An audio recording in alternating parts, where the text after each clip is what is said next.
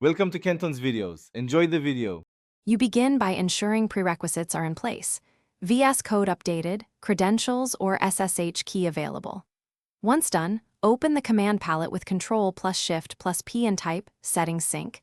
Turn off if active, make sure you won't overwrite data.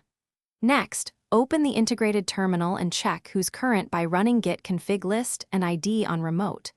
This gives immediate context. From here, you'll proceed to change account or git user with confidence. Now you change the account and git identity.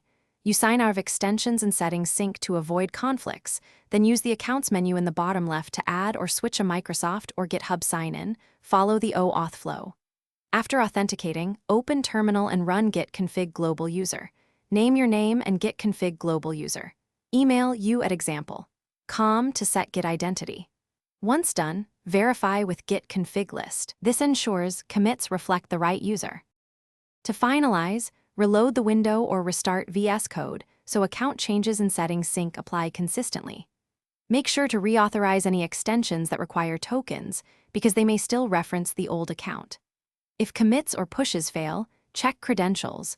Run git credential chain or credential manager commands or clear saved credentials and re-enter them. If problems persist, inspect output panel and authentication logs for precise errors, and then repeat the sign-in flow to resolve token mismatches quickly. Thanks for watching. Consider subscribing if we helped you.